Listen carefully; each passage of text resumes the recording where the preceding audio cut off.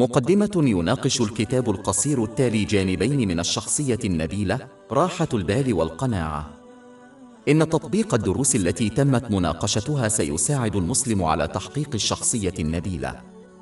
وفي الحديث الموجود في جامع الترمذي برقم 2003 أن النبي محمد صلى الله عليه وسلم أوصى بأن أثقل شيء في الميزان يوم القيامة حسن الخلق، وهي من صفات النبي الكريم محمد صلى الله عليه وسلم التي أثنى عليها الله تعالى في سورة القلم، الآية 4 من سورة القلم: وإنك لعلى خلق عظيم. ولذلك فمن واجب جميع المسلمين أن يتعلموا ويعملوا بتعاليم القرآن الكريم وسنة النبي الكريم محمد صلى الله عليه وسلم من أجل تحقيق الشخصية النبيلة. الرضا 1. وفي حديث موجود في صحيح البخاري برقم 6470 أوصى النبي محمد صلى الله عليه وسلم أنه من قنع بما عنده استغنى. فالإنسان الغني حقا هو الذي لا يحتاج ولا يطمع في الأشياء، وذلك عندما يكتفي الإنسان بما أعطاه الله تعالى. ويتحقق ذلك عندما يؤمن الإنسان بحق أن الله تعالى يعطي كل إنسان الأفضل على قدر علمه المحدود. سورة البقرة، الآية 216. وعسى أن تكرهوا شيئا وهو خير لكم، وعسى أن تحبوا شيئا وهو شر لكم، والله يعلم وأنتم لا تعلمون. هذا الشخص غني حقا، أما الذي يكون دائما جشعا ومحتاجا إلى الأشياء فهو فقير حتى لو كان يملك ثروة كبيرة. وقد دل على ذلك حديث موجود في صحيح مسلم برقم 2420. ولذلك فالقناعة بالرزق هي الغنى الحقيقي، والطمع في المزيد يجعل المرء فقيرا. الرضا 2. وفي حديث موجود في جامع الترمذي برقم 2305 أشار النبي الكريم محمد صلى الله عليه وسلم إلى بعض الخصائص المهمة التي يجب على المسلمين اتباعها. ومن الأمور أن أغنى الناس من رضي بما رزقه الله تعالى.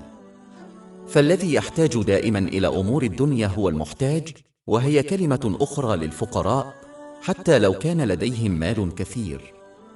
لكن الذي يرضى بما عنده ليس محتاجا فيكون غنيا، وإن كان يملك القليل من المال أو الدنيا. كما أن من رضي بما أعطاه الله تعالى يرزق من النعمة التي تكفي أمواله لاحتياجاته وحاجات من يعولهم، وتمنحه راحة البال والبدن. أما الذين لا يرضون بما أعطوا فلن ينالوا هذه النعمة، وهذا سيجعلهم يشعرون كما لو أن ممتلكاتهم لا تكفي لتلبية احتياجاتهم واحتياجات من يعولهم، وهذا سيمنعهم من الحصول على راحة البال والجسد حتى لو كان العالم تحت أقدامهم. والرضا يشمل الرضا بما اختاره الله تعالى للإنسان وهو القدر. وينبغي للمسلم أن يعتقد اعتقادا راسخا أن الله تعالى يختار دائما لعبده الأفضل حتى لو لم يرعوا الحكمة من اختياره. سورة البقرة، الآية 216. وعسى أن تكرهوا شيئا وهو خير لكم، وعسى أن تحبوا شيئا وهو شر لكم، والله يعلم وأنتم لا تعلمون. فإذا انصب المسلم على طاعة الله تعالى في كل حال، كالصبر في الشدة والشكر في الرخاء، وهو ما يتضمن استغلال النعم فيما يرضي الله تعالى، فإنه يكون كذلك. قدمت مع راحة البال. الرضا 3. كانت لدي فكرة وأرضت مشاركتها. كثيرا ما ينشغل المسلمون بالسعي لتنفيذ مشاريع كبيرة، سواء كانت مرتبطة بالدين أو بالدنيا، مثل بناء مسجد. على الرغم من أن الإسلام يشجع على تحقيق أهداف عالية، إلا أنه يجب على المرء أن يضع في اعتباره دائما عدم المبالغة في تحقيق أهدافه. عندما يتجاوز المرء موارده في محاولة لتنفيذ فكرته الكبيرة، فإنه غالبا ما يفشل في تحقيقها. وبدلا من ذلك، غالبا ما يكون من الأفضل أن يكون الهدف أعلى ولكن في حدود موارد الفرد. غالبا ما يحدث أنه عندما يكون لدى المرء عادة وضع أهداف عالية وتجاوز الحدود بسبب نقص الموارد، لا يتم إنجاز أي شيء. ولذلك ينتقلون من مشروع فاشل إلى آخر دون أن يحققوا أي شيء جيد. في حين أن الشخص الذي يهدف إلى تحقيق أهداف عالية ولكنه يقيد نفسه في حدود موارده غالباً ما يحقق هدفه، وينتقلون من مشروع صغير إلى آخر محققين نتائج إيجابية. العديد من الإنجازات الصغيرة تصبح في نهاية المطاف مؤثرة بالنسبة لي أكثر من كونها إنجازاً كبيراً محتملاً ولكن منفرداً. وهذا هو أحد الأسباب التي تجعل الإسلام يشجع المرء على التركيز على النوعية بدلاً من الكمية. على سبيل المثال، أوصى النبي محمد صلى الله عليه وسلم أن أحب الأعمال إلى الله تعالى أدومها وإن قل، وقد ثبت ذلك في حديث موجود في صحيح البخاري برقم 6464. وأخيراً، فإن الشخص الذي يهدف في حدود موارده هو أقل عرضة للتخلي عن فعل الأشياء الجيدة والإيجابية، حيث أنه أكثر عرضة لتحقيق نتيجة إيجابية من الشخص الذي يتجاوز حدود موارده ويستهدفها. الحمد لله رب العالمين، والصلاة والسلام على خاتم رسول الله محمد وعلى آله وصحبه الكرام. راحة البال والجسد. واحد كان لدي فكرة أردت مشاركتها. هناك أمثلة كثيرة في الكتب الإلهية تشير إلى أن الإنسان يجب أن يعامل بحسب سلوكه. على سبيل المثال، في إحدى آيات القرآن الكريم يعلن الله تعالى أنه سيذكر من يذكره. سورة البقرة، الآية 152. فاذكروني سأتذكركم. ومثال آخر نجده في سورة البقرة، الآية 40. أوفوا بعهدي أوفي بعهدكم.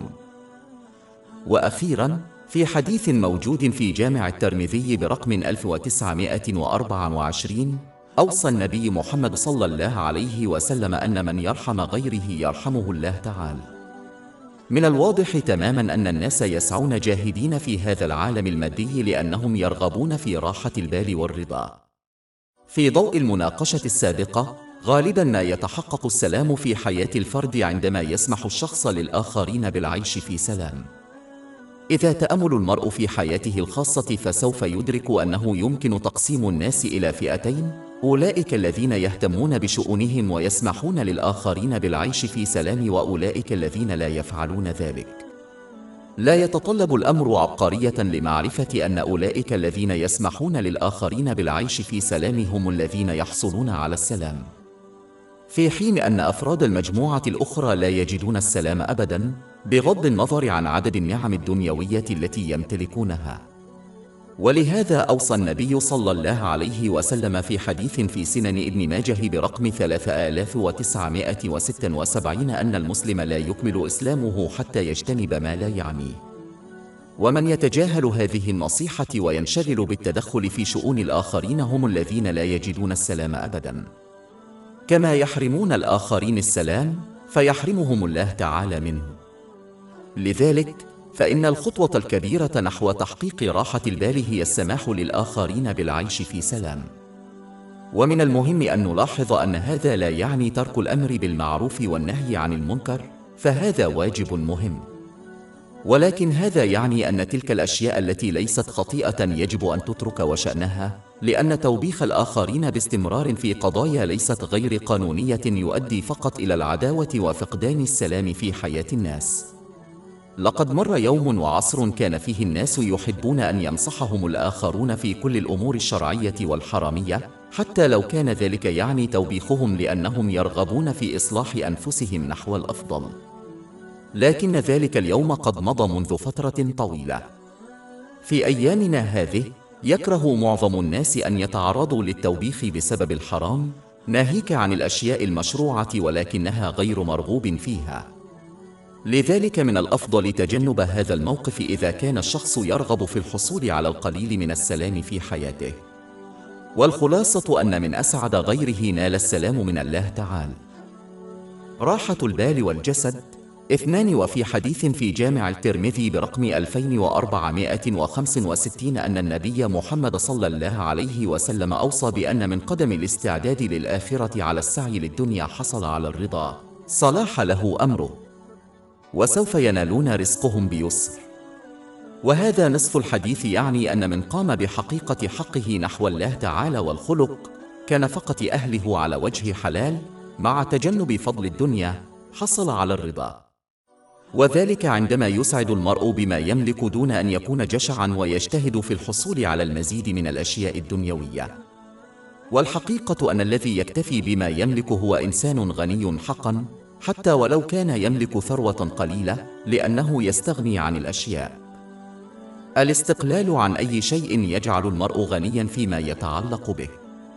بالإضافة إلى ذلك، سيسمح هذا الموقف للشخص بالتعامل بشكل مريح مع أي قضايا دنيوية قد تنشأ خلال حياته، وذلك لأنه كلما قل تفاعل الإنسان مع العالم المادي وقل تركيزه على الآخرة، قلت المشكلات الدنيوية التي يواجهها. كلما كانت المشكلات الدنيوية التي يواجهها الشخص أقل، أصبحت حياته أكثر راحة. فمثلا من يملك بيتا واحدا تكون مشاكله فيه أقل كالطباخ المكسور ممن يملك 10 بيوت. وأخيرا، سيحصل هذا الشخص بسهولة ويصر على مستلزماته القانونية. وليس هذا فحسب، بل سيجعل الله تعالى في رزقهم من النعمة ما يغطي جميع مسؤولياتهم واحتياجاتهم، أي يرضيهم ويرضيهم ويعيلون. إن إعطاء الأولوية للتحضير للمستقبل يعني أنه يجب على المرء دائما أن يتصرف ويتحدث بطريقة تفيده في الآخرة. وكما سبق بيانه، فإن ذلك يشمل السعي إلى الرزق الحلال للقيام بضرورياته ومسؤولياته من غير إسراف أو إسراف. وينبغي التقليل من أي نشاط لن يفيد المرء في الآخرة. كلما تصرف الشخص بهذه الطريقة، كلما زاد رضاه وأصبحت أنشطته اليومية أسهل. بالإضافة إلى ذلك، فإنهم يستعدون بشكل كاف للآخرة أيضا، والتي تتضمن استغلال النعم فيما يرضي الله تعالى. ولذلك فإنهم يحققون السلام والنجاح في كلا العالمين. ولكن كما ورد في النصف الآخر من هذا الحديث، فإن من قدم سعي الدنيا على الاستعداد للمعنى الآخر بإهمال واجباته أو الاجتهاد في فضول الدنيا وكثرتها، يجد أن حاجته أي الطمع، فإن أمور الدنيا لا تشبع أبدا. وهذا بحكم التعريف يجعلهم فقراء حتى لو كانوا يمتلكون ثروة كبيرة.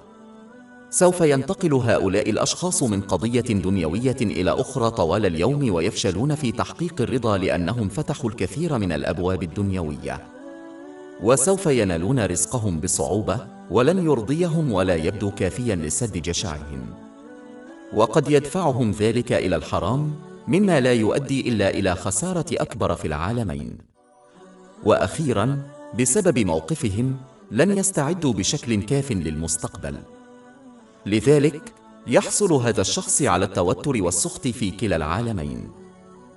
راحة البال والجسد 3. كان لدي فكرة أردت مشاركتها. يضع الكثير من الناس معايير سعادتهم وفقا لقواعد ورغبات الآخرين. مشكلة هذه العقلية هي أن الإنسان يحزن أو يفرح حسب رغبات الناس. فإذا استمروا على هذا الموقف وصلوا إلى درجة يحبون فيها ويكرهون ويعطون ويمنعون ويتصرفون وفق أهواء الناس. لن يؤدي هذا الموقف إلا إلى الحزن العام في حياة الفرد، لأن إرضاء الآخرين حقا أمر بعيد المنال. إن الناس لا يرضون عن الله تعالى وقد أنعم عليهم بنعم لا تعد ولا تحصى، فكيف يرضون عن قوم لم يعطوهم شيئا بالفطرة؟ لذا فإن العيش بموقف يهدف دائما إلى إرضاء الآخرين لن يؤدي إلا إلى الحزن. ولذلك ينبغي للمسلم أن يسعى إلى نيل رضوان الله تعالى الذي يمكن الحصول عليه بسهولة. فهذا الشخص يحب ويبغض ويعطي ويمنع في سبيل الله تعالى، وهذا من كمال الإيمان. ويؤكد ذلك حديث في سنن أبي داود برقم 4681، وهذا لا يتم إلا بالطاعة الصادقة لله تعالى، والتي تتضمن تنفيذ أوامر الله تعالى واجتناب نواهيه والصبر على الأقدار. وهذا سيؤدي إلى السعادة الحقيقية في كلا العالمين، وبالتالي فهو مفتاح السعادة.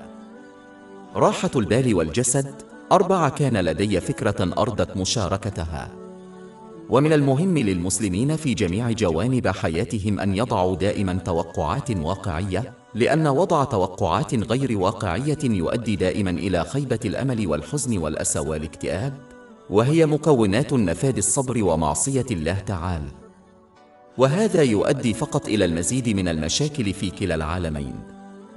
على سبيل المثال، يجب على المسلمين أن يرفضوا الخيال الذي خلقته بوليود من خلال الاعتقاد بأن زواجهم سيكون بمثابة قصة خيالية، وهذا توقع سخيف وغير واقعي ولن يؤدي إلا إلى خيبة الأمل، في حين أنه إذا فهم المرء أن الزواج يواجه صعوبات ولكنه على استعداد للعمل من خلالها، فمن المرجح أن يحقق السعادة وراحة البال.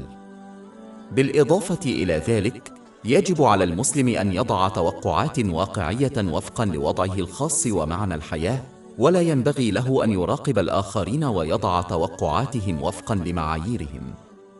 وقد أشار إلى ذلك حديث موجود في جامع الترمذي برقم 2513. وفي الواقع، فإن المسلم الحقيقي لن يضع توقعاته فيما يتعلق بالناس، لأنه لن يتوكل إلا على الله تعالى. لكن هذه مكانة عالية ونادرة يمكن تحقيقها.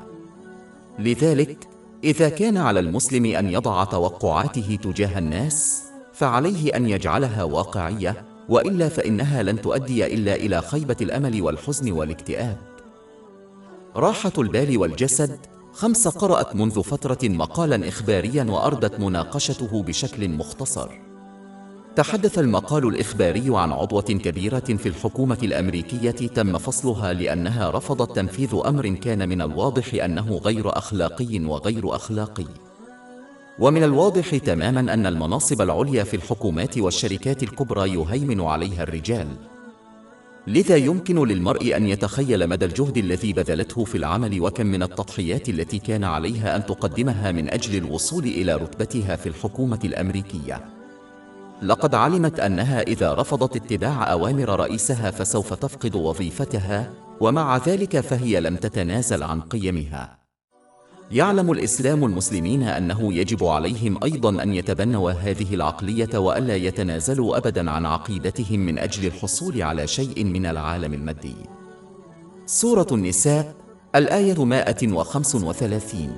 يا أيها الذين آمنوا كونوا قوامين بالقسط شهداء لله ولو على أنفسكم أو الوالدين والأقربين. بما أن العالم المادي مؤقت، فإن كل ما يكسبه المرء منه سوف يتلاشى في النهاية، وسيحاسبون على أفعالهم وسلوكهم في الآخرة.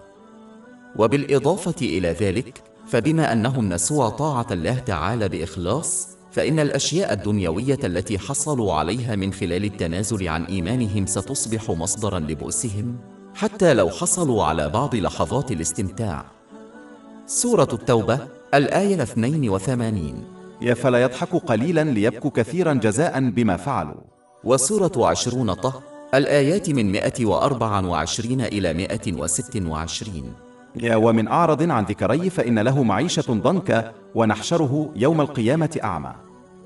قال رب لماذا رفعتني أعمى وأنا بصير؟ قال كذلك جاءتك آياتنا في نسيتها وكذلك اليوم تنسى. ومن ناحية أخرى، فإن الإيمان هو الجوهرة الثمينة التي يهدي بها المسلم صعوبات الدنيا والآخرة بسلام. ولذلك فمن الحماقة الواضحة التنازل عن الشيء الأكثر نفعا وأبقى من أجل شيء مؤقت يؤدي إلى الشقاء في العالمين. سورة النحل الآية 97. يا من عمل صالحا من ذكر أو أنثى وهو مؤمن فلنحيينه حياة طيبة ولنجزينهم أجرهم بأحسن ما كانوا يعملون. سيواجه العديد من الأشخاص وخاصة النساء لحظات في حياتهم حيث سيتعين عليهم الاختيار بين التنازل عن عقيدتهم أم لا. على سبيل المثال، في بعض الحالات قد تعتقد المرأة المسلمة أنها إذا خلعت حجابها وارتدت ملابس معينة فإنها ستحظى باحترام أكبر في العمل، وربما تصعد سلم الشركة بسرعة أكبر. وبالمثل في عالم الشركات، يعتبر من المهم الاختلاط مع الزملاء بعد ساعات العمل. لذلك قد يجد المسلم نفسه مدعوا إلى حانة أو ناد بعد العمل. في مثل هذه الأوقات من المهم أن نتذكر أن راحة البال والنجاح في كلا العالمين لن يمنح إلا لأولئك الذين يظلون ثابتين على تعاليم الإسلام، والتي تتضمن استخدام النعم التي منحت للمرء بطرق ترضي الله عز وجل تعالى، كما جاء في القرآن الكريم وسنة النبي الكريم محمد صلى الله عليه وسلم. أولئك الذين يتصرفون بهذه الطريقة سوف ينالون النجاح الدنيوي والديني، لكن الأهم من ذلك أن نجاحهم الدنيوي لن يصبح عبئاً عليهم، بل سيكون سبباً إلى الله تعالى أن يسلمهم ويزيد درجتهم وذكرهم بين الناس. ومن أمثلة ذلك خلفاء الإسلام الراشدون، ولم يتنازلوا عن إيمانهم بل ظلوا ثابتين طوال حياتهم، وفي المقابل منحهم الله تعالى إمبراطورية دنيوية ودينية. جميع أشكال النجاح الدنيوي الأخرى هي مؤقتة للغاية، وعاجلاً أم آجلاً تصبح صعبة على حاملها. ولا يحتاج المرء إلا إلى ملاحظة العديد من المشاهير الذين تنازلوا عن مثلهم ومعتقداتهم من أجل الحصول على الشهرة والثروة، لتصبح هذه الأشياء سبباً لحزنهم وقلقهم واكتئابهم وتعاطي المخدرات وحتى الانتحار. فكر في هذين المسارين للحظة ثم قرر أيهما ينبغي تفضيله واختياره. Peace of mind وبودي. 6 I had a thought which I wanted to share. I was bound for a common problem most people encounter during their lives. People often complain that no matter how hard they try they cannot seem to please everyone. No matter what situation they are in, someone always seems to be displeased with them. This is a reality which all experience, whether it is in their family life, work life or with friends. A Muslim should always remember a few simple things which would prevent them from stressing over this issue. Firstly, the majority of people are not pleased with all the exalted, even though he granted them countless blessings without being asked. How then can these people be truly happy with another person who in reality gave them nothing? Their lack of pleasure with all the exalted is quite evident from their complaint and the lack of gratitude they show him. Secondly, no matter how much a person improves their character, they will never reach the sublime character possessed by the Holy Prophet Muhammad, peace and blessings be upon him, and the other Holy Prophets, peace be upon them. Yet they were still disliked by some people. If this is the case with them, how can a normal person achieve the pleasure of everybody during their life? A Muslim should also remember that as people were created with different mindsets, they will always find people who disagree with their attitude and behavior. Because of this, there will always be some people who are not pleased with a person at any given point in time. The only one who can come close to pleasing everyone is the toughest person who changes their attitude and beliefs depending on who they are dealing with. But eventually even this person will be publicly disgraced by all the exalted. Therefore, obtaining the pleasure of all people is an enable, and only a foolish person will strive to achieve something which cannot be done. A Muslim should therefore strive to prioritize the pleasure of all the exalted, above by fulfilling his commands, refraining from his prohibitions, and by facing destiny with patience according to traditions of the Holy Prophet Muhammad, peace and blessings be upon him.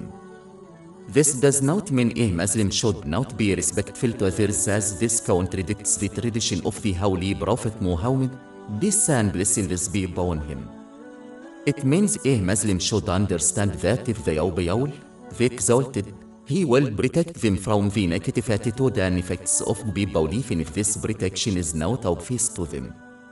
But if they prioritize pleasing people, they will not achieve it, all the exalted will not protect them from the displeasure and negative effects of people. راحة البال والجسد. 7 كان لدي فكرة أرضت مشاركتها. وبما أن جميع الناس لم يخلقوا على حال واحد، فمن المحتم أن يختلفوا على أشياء معينة. وفي الأمور المتعلقة بالدين والتي تفرق بين الحلال والحرام، يجب على المسلم أن يثبت على طاعة الله تعالى مهما خالفه أو خالفه. ولكن في الأمور التي يكون فيها الاختيار بين الخيارات الدنيوية المشروعة، يحق للمسلم أن يبدي رأيه للآخرين عندما يطلب منهم ذلك. لكن لا ينبغي لهم أن يضيعوا وقتهم ولا يتوتروا إذا اختلف الآخرون مع آرائهم. عندما يتمسك المرء بهذه الخلافات مع مرور الوقت، فإنه يمكن أن يتسبب في تراكم العداوة بين الناس، مما قد يؤدي إلى علاقات مكسورة ومكسورة. وقد يؤدي هذا أيضاً إلى خطيئة قطع العلاقات مع الناس. لذا في مثل هذه الحالات من المهم للمسلمين أن يتركوا الأمور تسير، وأن لا يحملوا مشاعر سلبية تجاه من يختلف معهم في الرأي والاختيار. يجب عليهم بدلاً من ذلك أن يدفعوا أنفسهم للموافقة على عدم الاتفاق والمضي قدماً من الموقف دون أي مشاعر سيئة. ومن يفشل في ذلك سيجد نفسه دائماً في جدال ومعاداة للآخرين، إذ لا بد أن يختلفوا مع الآخرين في مواضيع وقضايا معينة بسبب اختلاف صفاتهم وعقليتهم. إن فهم هذه النصيحة والعمل بها هو فرع من فروع إيجاد السلام في هذا العالم.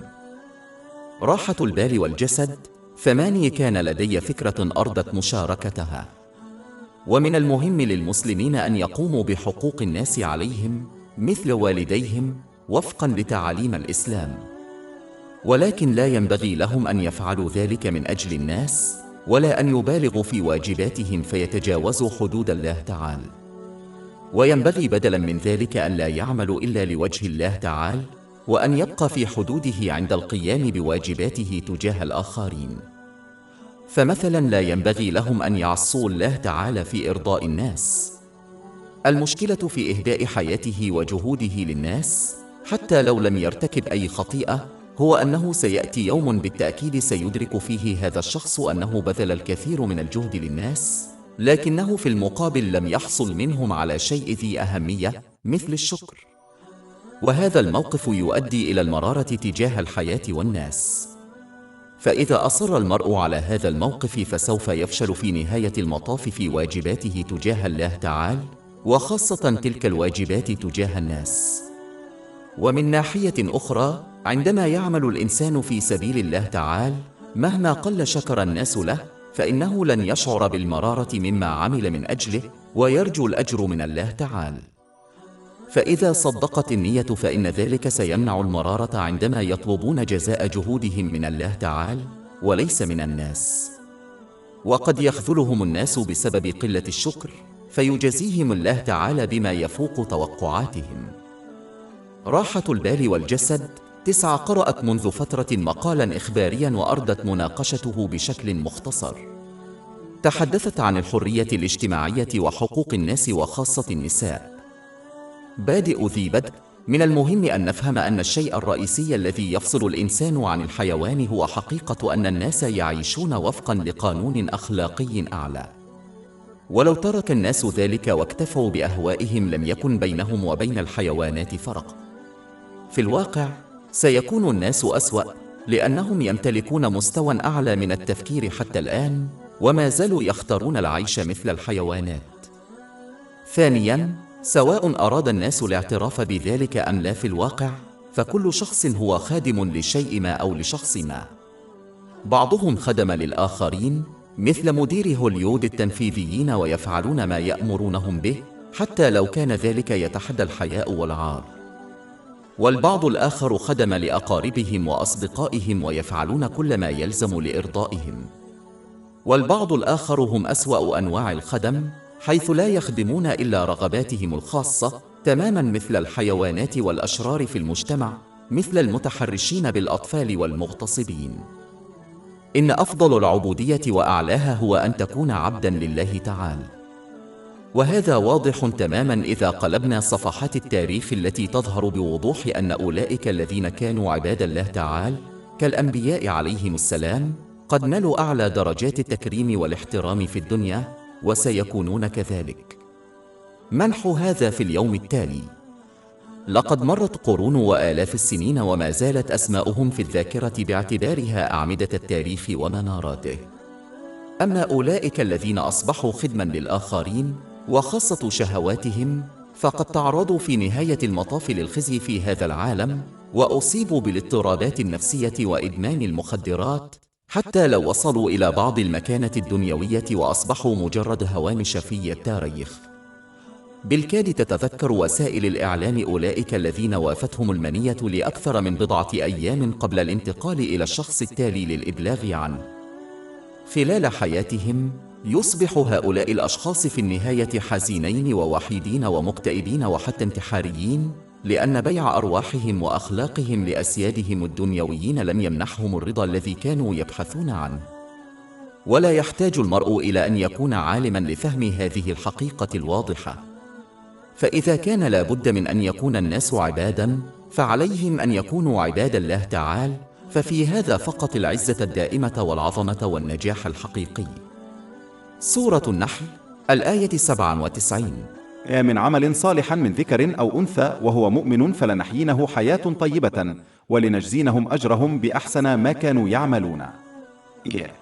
راحة البال والجسد 10. أولئك الذين يكفرون أو يتجنبون التصرف بناء على إيمانهم بالإسلام يفعلون ذلك من منطلق حب العالم المادي والأشياء الموجودة فيه، ويعتقدون أن الاعتقاد أو العمل بإيمانهم سيمنعهم من التمتع ببركات الدنيا، بمعنى أن الإيمان بالنسبة لهم هو ما يقيد رغباتهم، ولذلك يبتعدون عنه حرفيا أو عمليا، وبدلا من ذلك يتجهون نحو العالم المادي ويسعون جاهدين لتحقيق رغباتهم دون قيود، معتقدين أن السلام الحقيقي يكمن في ذلك، وينظرون إلى من يقبل الإيمان ويحققه بالتحكم في أفعاله واستخدام بركاته الدنيوية فيما يرضي الله تعالى، ويعتقدون أن هؤلاء المسلمين المتقين هم عبيد أذلة منعوا من الاستمتاع، بينما هم الكافرون والضلالون أحرار.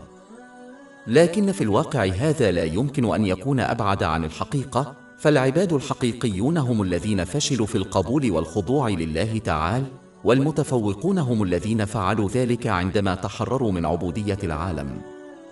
يمكن فهم ذلك بمثال: سيقيد الوالد الجيد نوع الطعام الذي يتناوله طفله، مما يعني أنه لن يسمح له إلا بتناول الأطعمة السريعة وغير الصحية من حين لآخر، وبدلا من ذلك يجبره على اتباع نظام غذائي صحي. لذلك يعتقد هذا الطفل أن والديه قد وضع عليهم قيودا غير مرغوب فيها، وأنهم أصبحوا عبيدا لوالدهم ونظامهم الغذائي الصحي.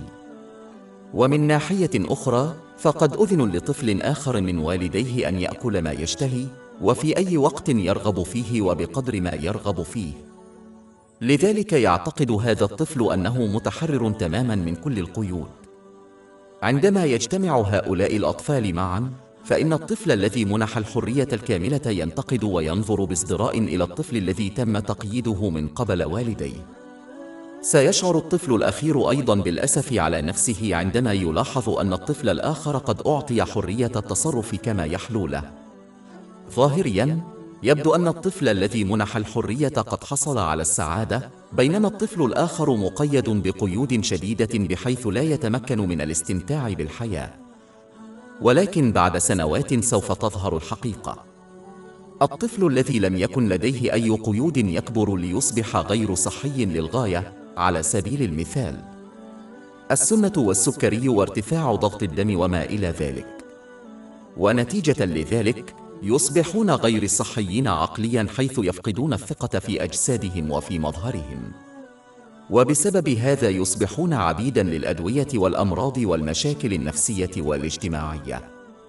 كل هذه الأمور تقيد سعادتهم وحياتهم، في حين أن الطفل الذي كان مقيدا من قبل والديه ينمو بصحة جيدة في العقل والجسم، ونتيجة لذلك يصبحون واثقين من أجسادهم وقدراتهم، مما يساعدهم على النجاح في الحياة، ويتحررون من أي عبودية للأدوية والأمراض والمشاكل النفسية والاجتماعية عندما ينشأون على التوازن والتوجيه الصحيح. فالطفل الذي ليس له قيود نشأ وهو عبد لأشياء كثيرة، بينما الطفل الذي له قيود نشأ مستقلا عن كل القيود. والخلاصة أن العبد الحقيقي هو الذي يصبح عبدا لكل شيء إلا الله تعالى، مثل وسائل التواصل الاجتماعي والمجتمع والأزياء والثقافة، وهذا يؤدي إلى مشاكل نفسية وجسدية واجتماعية، في حين أن الإنسان الحر الحقيقي وهو الذي لا يستسلم إلى الله تعالى فيحصل بذلك راحة البال والبدن. راحة البال والجسد 11 قرأت منذ فترة مقالا إخباريا وأردت مناقشته بشكل مختصر، وتحدثت عن الإجراءات الصارمة التي اتخذتها الحكومة لمكافحة انتشار فيروس كورونا، نظرا لأنه تم وضع الأشخاص في سيناريو من نوع الإغلاق، فيجب تذكير المسلمين بوضعهم في حالة إغلاق دائم مما يعني الموت. فكما يسارع الناس إلى تكديس ضرورياتهم اليومية مثل الطعام، ينبغي للمسلم أن يسارع إلى تكديس الضروريات اللازمة للنجاح في الدارين، وهي طاعة الله تعالى التي تنطوي على تحقيق أمره وأوامره واجتناب نواهيه، ومواجهة القدر بالصبر على سنة النبي محمد صلى الله عليه وسلم. وهذا بدوره يضمن استخدام النعم التي منحت له فيما يرضي الله تعالى. يجب على المسلمين أن يغتنموا فرصة الحجر الصحي من خلال اكتساب المعرفة الإسلامية والعمل بها من أجل الاستعداد للحظر الدائم الذي سيحدث قريباً في وقت غير معروف. بالإضافة إلى ذلك، يجب على المسلمين الاستفادة من الوقت الذي يقضونه في المنزل من خلال التفكير حقاً في حياتهم وتصرفاتهم والمسار الذي يسلكونه. ومن المهم أن نفهم أن من يقيم أعماله ويحكم عليها خلال حياته بإخلاص في سبيل الله تعالى، سوف يلهمه تحسين أخلاقه تجاه الله تعالى والخلق، وهذا يضمن لهم حسن التصرف في الدنيا باستخدام النعم التي حصلوا عليها فيما يرضي الله تعالى، فيحصلون على راحة البال، وهذا التأمل الذاتي يضمن لهم الحساب السهل يوم القيامة. سورة النحل الآية 97. من عمل صالحا من ذكر أو أنثى وهو مؤمن فلنحيينه حياة طيبة ولنجزينهم أجرهم بأحسن ما كانوا يعملون. أما الذين لا يستغلون وقتهم بالحكم على أنفسهم فسوف يستمرون في الغفلة، وبالتالي يعيشون حياة صعبة في الدنيا، كما أساءوا استخدام النعم التي حصلوا عليها، وسيواجهون يوم القيامة حسابا قاسيا وقاسيا. سورة 20 طه الآية 124. ومن أعرض عن ذكري فإن له معيشة ضنكا ونحشره يوم القيامة أعمى. أخيرا، من غير المرجح أن يحدث هذا التأمل عندما يبالغ المرء في العبادة بشكل مفرط، خاصة بلغة لا يفهمها. وهذا التدبر لا يحدث إلا عند دراسة القرآن الكريم وسنة النبي الكريم محمد صلى الله عليه وسلم والعمل به. هناك الكثير من المعرفة المتاحة بنقرة زر واحدة، لذلك لا يترك للمسلمين أي أعذار. راحة البال والجسد 12 قرأت مقالا إخباريا وأردت مناقشته باختصار. تحدثت عن ضغوط العمل في العصر الحديث وإيجاد السلام في حياة الفرد. إنه هدف عالمي لجميع الناس بغض النظر عن عقيدتهم أو طبقتهم الاجتماعية لتحقيق راحة البال في هذا العالم. إنه السبب الأساسي وراء سعي الناس في هذا العالم المادي والعمل لساعات طويلة وتكريس غالبية جهودهم لهذا العالم. يرغب الإنسان في الحصول على حياة لا يعاني فيها من ضغوط أو قلق مثل الصعوبات المالية، ولكن من الغريب أن يبحث الناس وخاصة المسلمين عن راحة البال في المكان الخطأ، تماما مثل الشخص الذي يرغب في مشاهدة مباراة كرة قدم ولكنه يذهب إلى مباراة كوريكيت. وقد بين الله تعالى أن الطمأنينة الحقيقية إنما تكمن في طاعته التي تتضمن استخدام النعم التي أنعم بها عليهم فيما يرضيه، كما جاء في القرآن الكريم وسنة النبي محمد صلى الله عليه وسلم عليه الصلاة والسلام. سورة الرعد الآية 28. ألا بذكر الله تطمئن القلوب. وسورة النحل 16 الآية 97. من عمل صالحا من ذكر أو أنثى وهو مؤمن فلنحيينه حياة طيبة ولنجزينهم أجرهم بأحسن ما كانوا يعملون.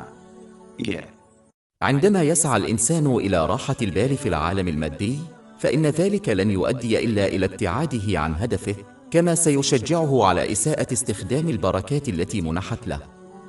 عندما يحدد الشخص هدفاً فيما يتعلق بهذا العالم المادي، فإن هذا الهدف لن يؤدي إلا إلى المزيد من الأهداف، ويستمر هذا حتى يغادر الإنسان هذا العالم دون أن يحصل على ما كان يبحث عنه.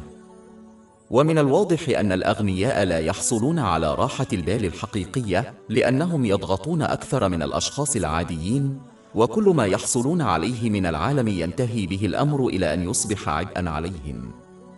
ولهذا أوصى النبي الكريم محمد صلى الله عليه وسلم في حديث موجود في جامع الترمذي برقم 2465 أن من هم بالآخرة رزق قلبا غنيا والله تعالى يرزقه. نظموا شؤونهم أي حصلوا على راحة البال. لكن الذي يركز على العالم المادي لن يرى إلا فقره وأموره ستصبح مشتتة المعنى، لن يحقق راحة البال. ومن أطاع الله تعالى وجد راحة البال ولو كان يملك من الدنيا القليل. لكن الذي يضيع في العالم المادي سوف ينتقل من باب دنيوي إلى آخر، لكنه لن يجد السلام الحقيقي أبدا لأنه لم يوضع هناك. إذا أراد الإنسان أن يشاهد مباراة كرة قدم فلا يذهب إلى مباراة كوريكيت، وإذا أراد المسلم راحة البال فلا يبحث عنها في العالم المادي، فإنها لا تكمن إلا في طاعة الله تعالى. ومن المهم أن نلاحظ أن الملتزمين بتعاليم الإسلام سوف يواجهون صعوبات طوال حياتهم، وهذا أمر مضمون، ولكن بطاعتهم يذهب الله تعالى عنهم الخوف والحزن حتى يظلوا ثابتين على الطريق الصحيح. وهذا يشبه الشخص الذي يشعر فقط بعدم الراحة البسيطة من إجراء طبي حيث يتم تخديره. وهذا مشابه لما حصل عليه النبي الكريم إبراهيم عليه السلام من الأمان والسلام حتى في نار عظيمة. سورة الأنبياء 21 الآيات من 68 إلى 69. يقال حرقوه وانصروا آلهتكم إن كنتم فاعلين يقولن يا نار كوني بردا وسلاما على إبراهيم. راحة البال والجسد 13 قرأت منذ فترة مقالا إخباريا وأردت مناقشته بشكل مختصر. وقد تناولت الحالة العاطفية للأشخاص الذين يحاولون تحقيق التوازن بين جوانب مختلفة من حياتهم مثل عملهم وحياتهم الشخصية والاجتماعية. الشيء الوحيد الذي يمكن أن يساعد الشخص على تجنب التوتر المرتبط بهذا هو تبني حالة ذهنية متوازنة. يحدث هذا عندما يحاول الشخص التحكم في عواطفه بطريقة لا تسمح لنفسه بتجربة حالات عاطفية متطرفة، لأنها غالباً ما تؤدي إلى التوتر والاضطرابات العقلية. وقد سبق الإشارة إلى ذلك في سورة الحديد الآية 23 من القرآن الكريم: لكي لا تأسوا على ما فاتكم ولا تفرحوا بما آتاكم. الإسلام لا يمنع الإنسان من إظهار العواطف لأن هذا جزء من الإنسان، لكنها تنصح بحالة ذهنية متوازنة بحيث لا يتأرجح المرء من عاطفة متطرفة إلى أخرى. الحزن في المواقف الصعبة أمر مقبول، ولكن لا ينبغي للمرء أن ييأس، وهو الحزن الشديد، إذ يؤدي ذلك في كثير من الأحيان إلى اضطرابات نفسية أخرى مثل الاكتئاب. والسعادة مقبولة، ولكن لا ينبغي للإنسان أن يبالغ في سعادته، أي أن يكون مبتهجاً، لأن ذلك قد يؤدي في كثير من الأحيان إلى خطايا وندم في كلا العالمين. يجب على المسلم أن يسعى للحصول على حالة ذهنية متوازنة من خلال تذكر النعم التي لا تعد ولا تحصى التي لا يزال يمتلكها في أوقات الشدة والتي تمنع الحزن الشديد وهو اليأس. وعليهم في أوقات الرخاء أن يتذكروا أنهم سيحاسبون على الشيء الذي يرضيهم، وإذا أساءوا استخدامه أو فشلوا في القيام بالواجبات المرتبطة به فقد يتعرضون للعقوبة عليه. بالإضافة إلى ذلك، إذا استخدموا النعمة فيما يرضي الله تعالى فسيحصلون على المزيد من النعم في الدارين. سورة إبراهيم الآية 7: وإذ تأذن ربكم لئن شكرتم لأزيدنكم. إن التصرف بهذه الطريقة سيمنع المرء من أن يصبح سعيداً بشكل مفرط، أي مبتهجاً. إن الحالة الذهنية المتوازنة هي الأفضل دائماً، والتي تمنع الآثار السلبية للحالات المزاجية المتطرفة. وهذا يقرب المسلم من الطمأنينة الحقيقية وطاعة الله تعالى التي تتضمن تنفيذ أوامره والامتناع عن نواهيه ومواجهة القدر بالصبر، عملاً بسنة النبي الكريم محمد صلى الله عليه وسلم. عليه وهذا يساعد أيضاً الشخص في الحصول على حالة عقلية متوازنة وراحة البال والجسد في كلا العالمين. سورة النحل الآية 97. من عمل صالحا من ذكر أو أنثى وهو مؤمن فلنحيينه حياة طيبة ولنجزينهم أجرهم بأحسن ما كانوا يعملون. راحة البال والجسد 14. يسعى الكثير من الناس لتحقيق المزيد في هذا العالم المادي على الرغم من أنهم قد حصلوا بالفعل على الكثير من النجاح الدنيوي، وعلى الرغم من أن الإسلام لا يحرم هذا النوع من العقلية طالما تم تجنب المحرمات، فيجب على المسلم أن يفهم حقيقة مهمة. ومن الواضح أن راحة البال لا تحصل على كثير من ممتلكات الدنيا كالثروة. في الواقع غالباً ما ينتهي الأمر بهؤلاء الأشخاص إلى الاكتئاب إلى حد الانتحار. لقد تم خلق رغبات الإنسان الدنيوية بحيث بغض النظر عما يحصل عليه المرء، فإنه دائماً ما يرغب في المزيد بغض النظر عن عقيدته وحالته الاجتماعية. على سبيل المثال، فرعون الذي عاش في زمن النبي الكريم موسى عليه السلام نال كل بركات الدنيا التي يمكن تصورها، ولم ينل بعد راحة البال والرضا. وبدلاً من ذلك دفعته رغبته في الحصول على المزيد إلى مرحلة أصبح فيها يرغب في أن يعبد كائله. سورة 79 النازعات الآية 24. فقال أنا ربكم الأعلى. بغض النظر عن الرغبات التي يحققها الشخص، فهي تؤدي فقط إلى رغبة المزيد من الأشياء. من يملك منزلين يريد 3، المليونير يريد أن يصبح مليارديرا. ولهذا حذر النبي الكريم محمد صلى الله عليه وسلم في حديث موجود في صحيح البخاري برقم 6439 من كان له وادي من ذهب لا يرغب إلا في وادي آخر.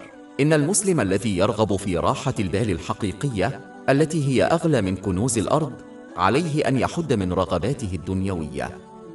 وكلما زاد تقييدهم والوفاء فقط بضرورياتهم ومسؤولياتهم، كلما حصلوا على راحة البال. وهذه العقلية تغلق أبواب الانشغال والسعي إلى المزيد من الأمور الدنيوية التي بدورها تريح العقل والجسد. فإذا قرن المسلم ذلك بالجهاد في طاعة الله تعالى الذي يتضمن تنفيذ أوامره والاجتناب عن نواهيه ومواجهة القدر بالصبر، فإنه ينال راحة البال الحقيقية التي تمتد إلى كل جانب من جوانب حياته، كلا العالمين.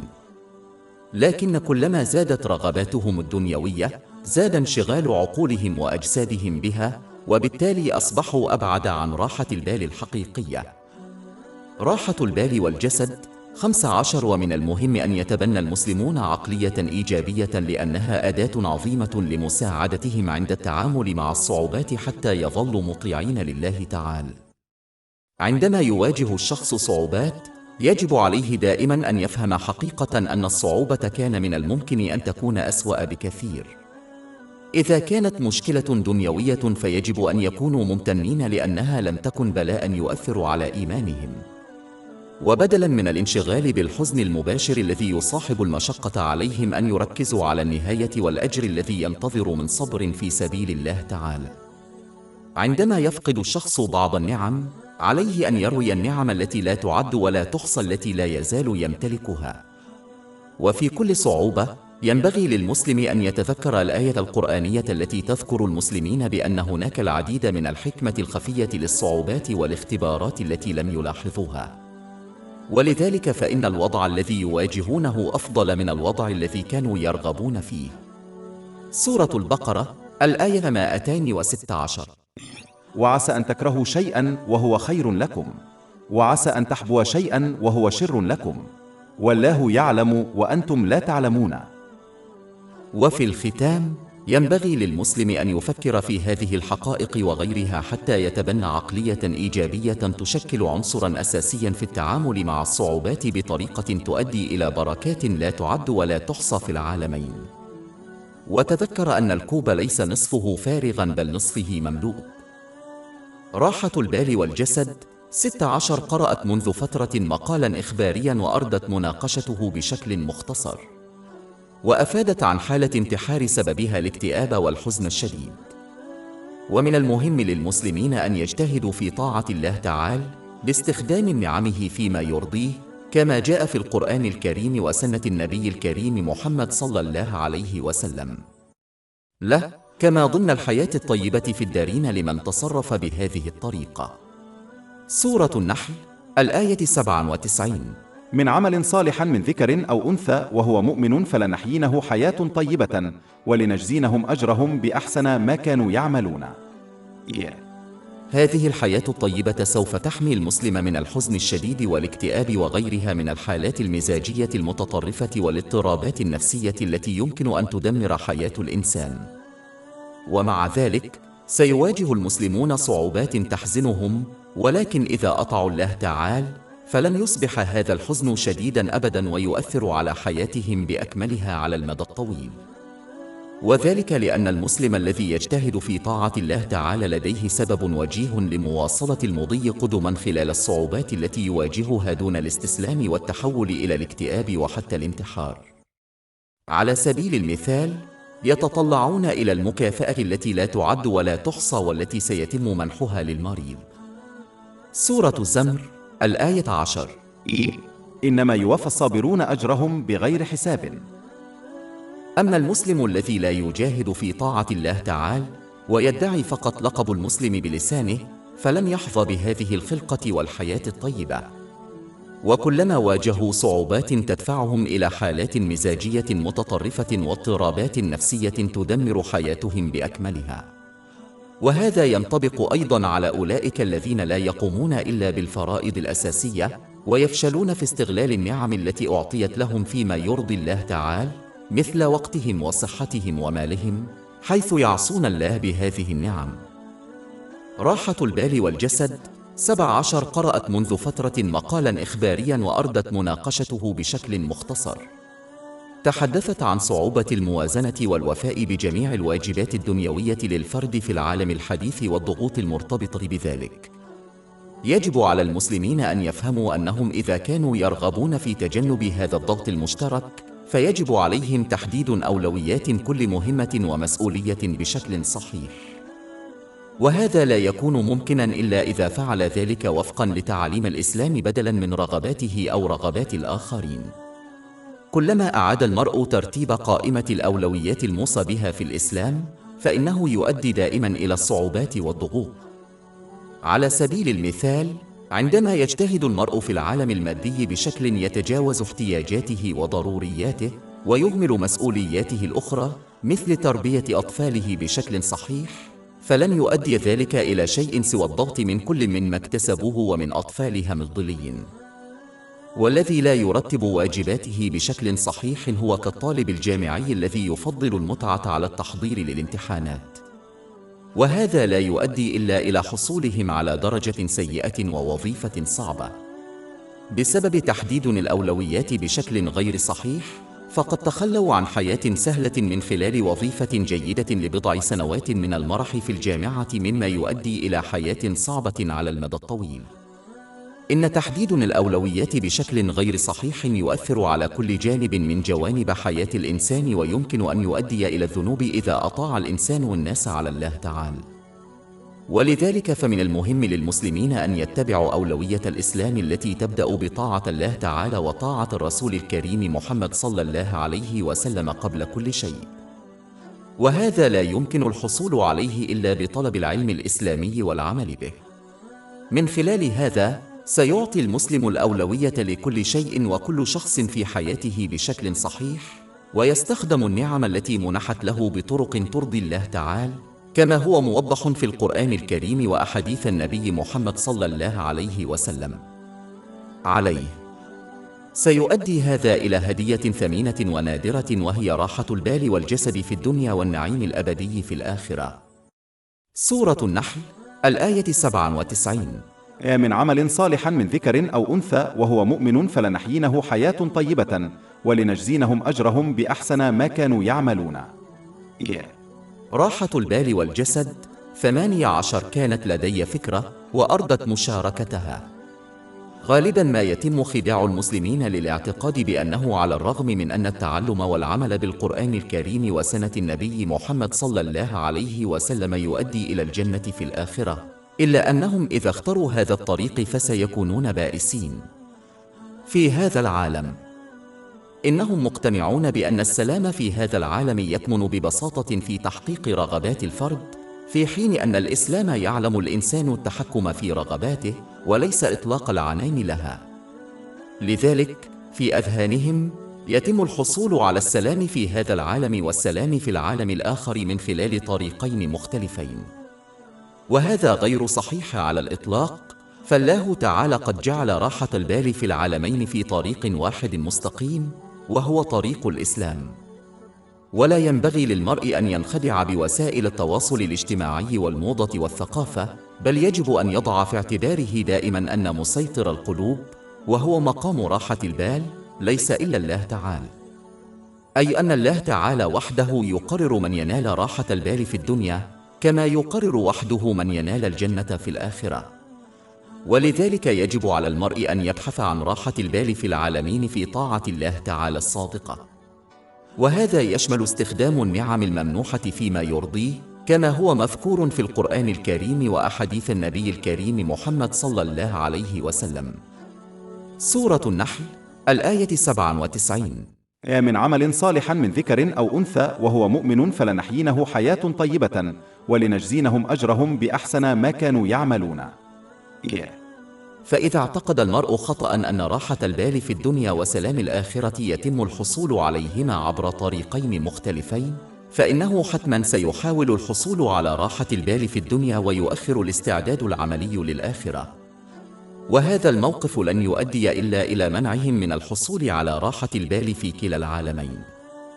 سورة 20 طه الآيات من 124 إلى 126. ومن أعرض عن ذكري فإن له معيشة ضنكا ونحشره يوم القيامة أعمى. قال رب لماذا رفعتني أعمى وأنا بصير؟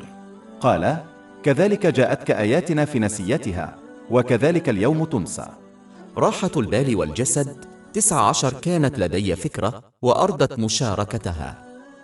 من المقبول على نطاق واسع أنه عندما يفشل الاختراع في تحقيق هدفه الأساسي وهو الوجود، فإنه يعتبر فاشلاً حتى لو كان يمتلك العديد من الخصائص الجيدة. على سبيل المثال، الهاتف الذي يحتوي على العديد من الميزات الممتازة مثل الكاميرا عالية الجودة سيعتبر فاشلاً إذا لم يكن من الممكن استخدامه لإجراء مكالمات هاتفية وهي وظيفته الأساسية. وكذلك الإنسان الاختراع وخلق الله تعالى لهدف محدد. سورة الذاريات الآية 51 الآية 56. وما خلقت الجن والإنس إلا ليعبدوني. فالغرض الوحيد للبشر هو العبادة، أي طاعة الله تعالى، وهذه الطاعة الصادقة تتضمن تنفيذ أوامر الله تعالى واجتناب نواهيه ومواجهة القدر بالصبر على سنة النبي محمد صلى الله عليه وسلم، وهذا يضمن استغلال كل نعمة من الله تعالى فيما يرضيه. لكن الشخص الذي يفشل في تحقيق هدفه سوف يعيش حياة لا معنى لها ولا هدف حتى لو حقق الكثير من النجاح الدنيوي، وهذا واضح تماما عندما يلاحظ المرء المجتمع. سيرون بوضوح أن أولئك الذين حققوا الكثير من النجاح الدنيوي هم الأكثر قلقا وتوترا واكتئابا وإدمانا على المخدرات والكحول من أي شخص آخر، وذلك بسبب فشلهم في تحقيق هدفهم من الخلق، مما يجعلهم يسيئون استخدام النعم التي منحها الله تعالى لهم. سورة 20 طه الآية 124. ومن أعرض عن ذكري فإن له معيشة ضنكا. يجب على المسلم ألا يخدع نفسه بالاعتقاد بأن لديه حياة هادفة إذا فشل في استخدام بركاته الدنيوية فيما يرضي الله تعالى، حتى لو قاموا بالواجبات الأساسية مثل الصلوات الخمس اليومية. يمتد غرض الفرد إلى ما هو أبعد من بعض الطقوس والممارسات اليومية والسنوية. إنه في الواقع يشمل كل نفس وكل جانب من جوانب حياة المرء. على سبيل المثال، الحياة المالية والخاصة والاجتماعية والعملية والأسرية. والمسلم الذي يفشل في تحقيق غرضه يشبه المزهرية التي تبدو جميلة من الخارج حيث يؤدي الفرائض الأساسية، ولكن كما أن المزهرية فارغة من الداخل كذلك هي حياتهم.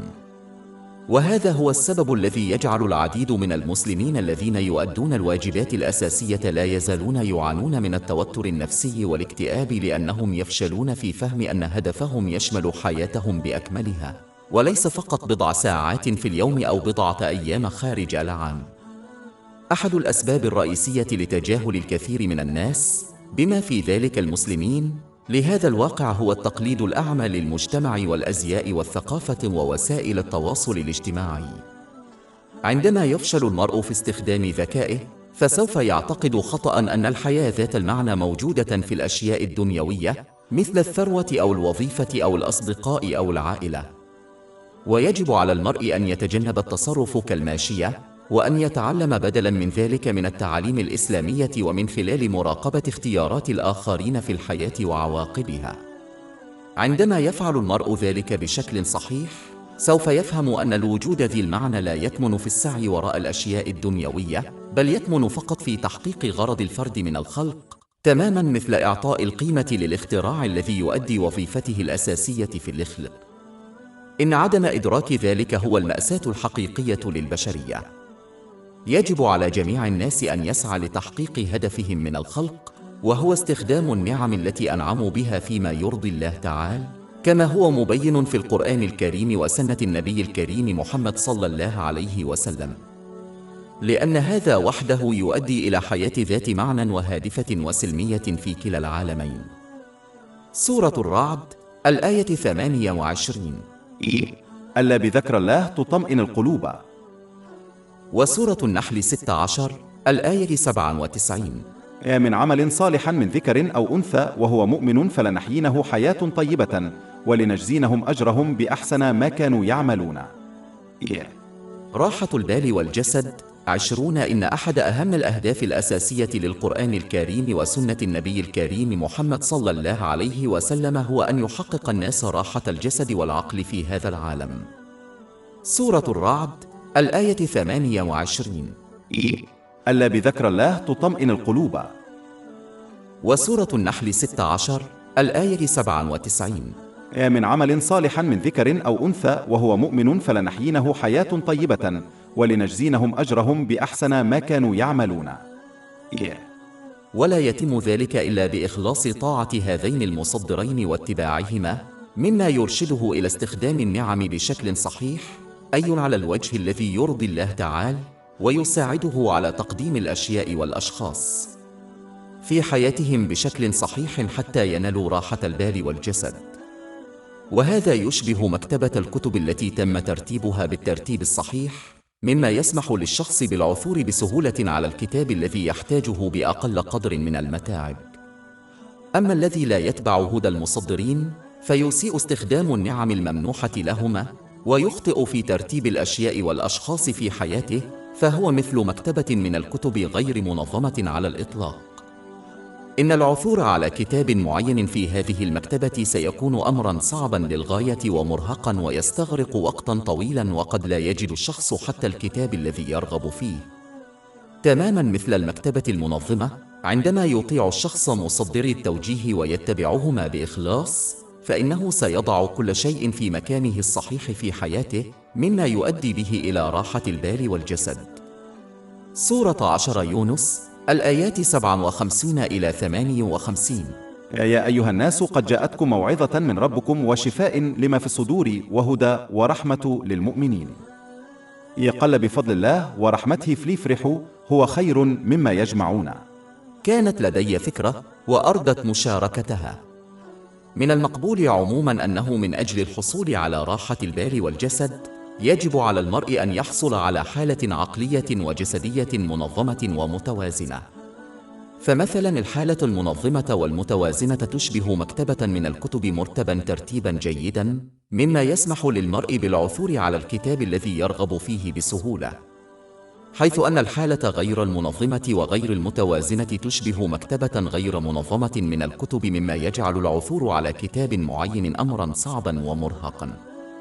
تسمح الحالة العقلية والجسدية المنظمة والمتوازنة للشخص بوضع كل شيء وكل شخص في مكانه المناسب في حياته، حيث يتجنب التطرف في بعض جوانب حياته مع إهمال الجوانب الأخرى.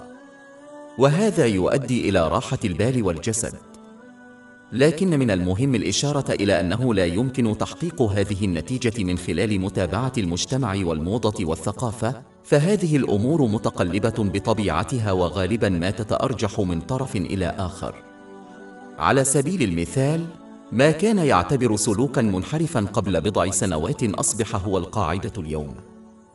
إنما كان المجتمع يعتبره الشيء الأكثر أهمية مثل الزواج قبل بضعة أجيال يتم رفضه الآن باعتباره مضيعة للوقت والطاقة.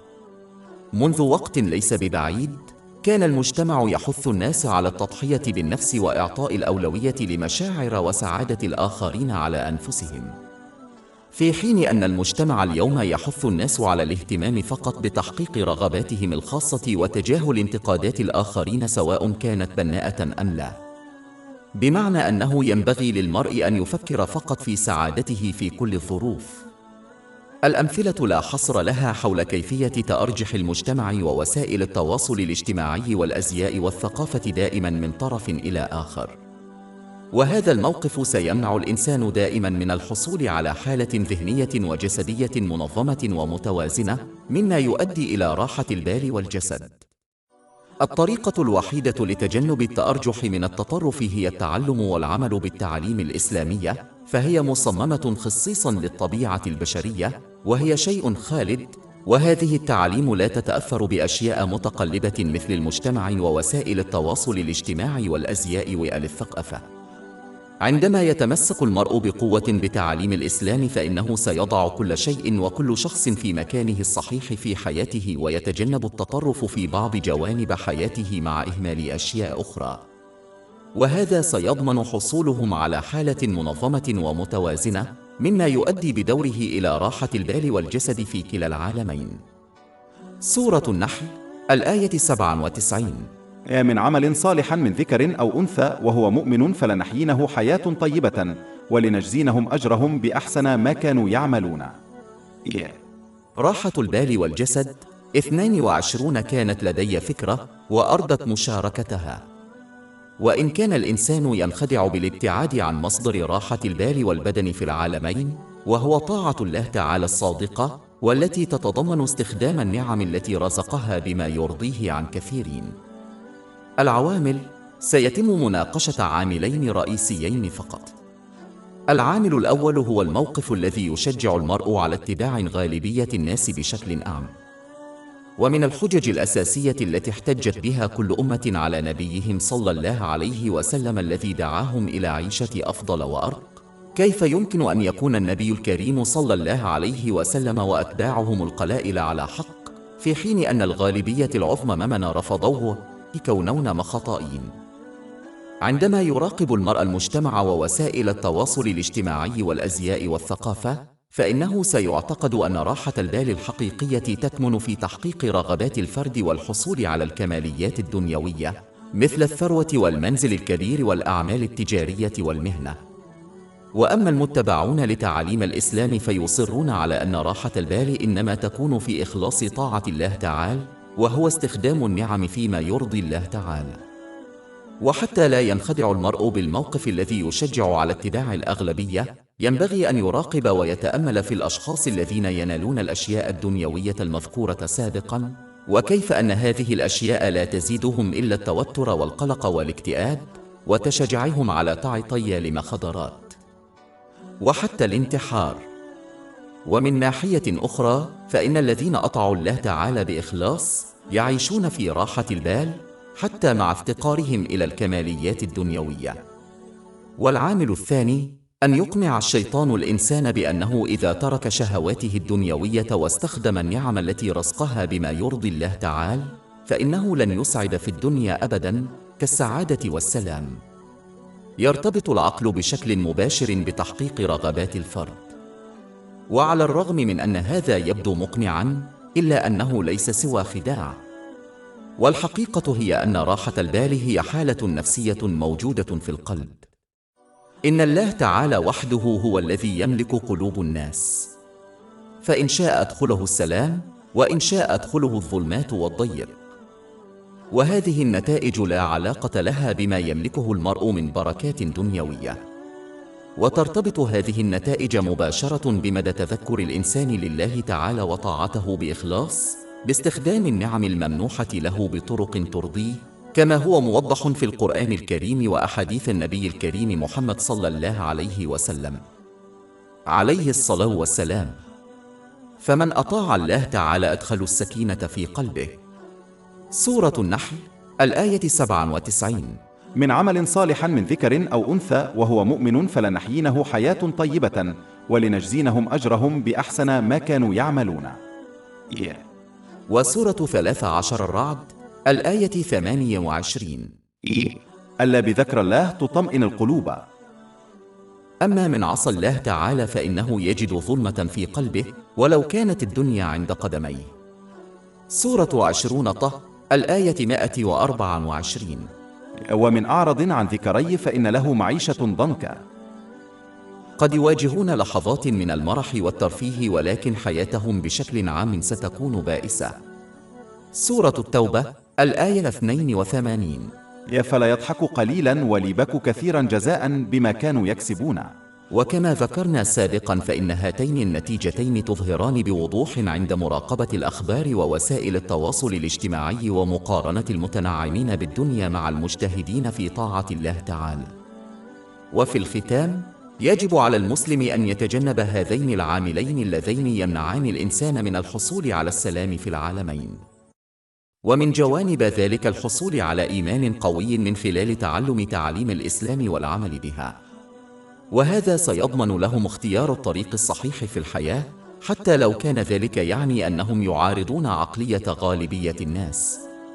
ثمن بسيط يجب دفعه للحصول على راحة البال في كلا العالمين. سورة لقمان الآية 33. إن وعد الله حق فلا تغرنكم الحياة الدنيا ولا يغرنكم بالله الغرور. راحة البال والجسد 23 كانت لدي فكرة وأردت مشاركتها. يبحث الكثير من الناس بما في ذلك المسلمين عن النصائح والمعلومات التي يمكن أن تخفف من مشاكلهم العقلية مثل التوتر والقلق والاكتئاب من مصادر دنيوية مثل معلمي المساعدة الذاتية وعلماء النفس والمستشارين. ورغم أن بعض المعلومات والنصائح التي يمكنهم الحصول عليها من هذه المصادر جيدة لارتباطها بتعاليم الإسلام، إلا أن الغالبية العظمى من نصائحهم ومعلوماتهم لن تكون مفيدة، لأنها مقيدة بالعديد من العوامل التي منع أن تكون مفيدة تماماً. على سبيل المثال، ستكون معرفة المستشار وخبرته محدودة دائماً، بغض النظر عن مقدار التعلم الذي قام به أو عدد المرضى الذين قدموا لهم المشورة. سيكون منظورهم دائماً محدوداً، حيث لا يمكنهم ملاحظة وتجربة عقلية وسلوك الآخرين إلا من وجهة نظر محدودة. إنهم يعرفون فقط ما يشاركه المريض معهم، ولا يدركون العديد من المشاعر والعواطف التي لا يشاركها مريضهم معهم، حيث قد يجدون صعوبة في التعبير عنها بالكلمات. يقتصر الباحثون على عينة الأشخاص التي أخذوها أثناء تجاربهم. ترتبط هذه القيود بالعمر والعرق والانتماء العرقي والطبقة الاجتماعية والدين وغير ذلك الكثير. بالإضافة إلى ذلك، قد يمتلك المستشار أو خبير المساعدة الذاتية تحيزاً غير واعي لصالح أو ضد مواقف وسلوكيات معينة بسبب تجاربه الخاصة. على سبيل المثال، سوف يفهم المستشار الذكر عقلية الرجل بسهولة أكبر. قد يميل المستشار نحو عقلية معينة بسبب علاقاته الشخصية. على سبيل المثال، قد يتصور المستشار زوجته السابقة دون وعي عند إجراء جلسات علاج الأزواج. كل هذه التحيزات لا مفر منها، لأن البشر يتشكلون من خلال تجاربهم ويتأثرون بشدة بعقلهم الباطن. الشخص الوحيد الذي يمكن أن يساعد بشكل كامل في الصحة العقلية للإنسان هو الشخص الذي يكون غير متحيز تماماً في كل موقف وظروف. هو الذي تشمل معرفته تماماً كل نوع من المشاعر والسلوك والفكر والخصائص التي يمكن أن يمر بها الإنسان. الذي يعرف علاج كل مشكلة نفسية. الذي يسلم من الأخطاء في تشخيص الحالات النفسية. وحده القادر على تحقيق كل هذا وأكثر هو الله تعالى. سورة الملك الآية 14. أفلا يعلم الذين خلقهم. ولذلك إذا أراد الإنسان علاج مشاكله النفسية فعليه أن يطلبه من الله تعالى من خلال اكتساب تعاليم القرآن الكريم وسنة النبي محمد صلى الله عليه وسلم والعمل بها. ومن خلال هذا الأسلوب فإن العلوم الدنيوية التي تسير بالتوازي مع تعاليم الإسلام ستفيدهم أيضاً. سورة الأنبياء الآية 10. لقد أنزلنا إليك الكتاب أي القرآن فيه ذكركم أفلا تعقلون. وسورة 10 يونس الآية 57. يا أيها الناس قد جاءتكم موعظة من ربكم وشفاء لما في الصدور. راحة البال والجسد 24 كانت لدي فكرة وأردت مشاركتها. عندما يهدف المرء إلى الاستمتاع بالكماليات المشروعة للعالم المادي فسوف يلاحظ دائما كيف تختفي الحلاوة التي ينتجها في قلبه بسرعة كبيرة. على سبيل المثال عندما يعود المرء من العطلة تختفي حلاوة تجربة العطلة بسرعة، ولذلك يبدأ في التخطيط للعطلة التالية من أجل إعادة تجربة تلك الحلاوة. عندما ينتهي المرء من مشاهدة فيلم أو برنامج تلفزيوني تختفي الحلاوة التي عاشها بسرعة، ونتيجة لذلك يرغب في مشاهدة شيء آخر من أجل إعادة تجربة الحلاوة مرة أخرى. وهذا ينطبق على كل الأشياء الخاطئة أو الباطلة. هذه الرغبة في إعادة تجربة حلاوة الأشياء هي التي تحرك صناعة الترفيه. وأما الحلاوة التي يجدها كل ما يتعلق برضوان الله تعالى فهي شيء يبقى في القلب دائما.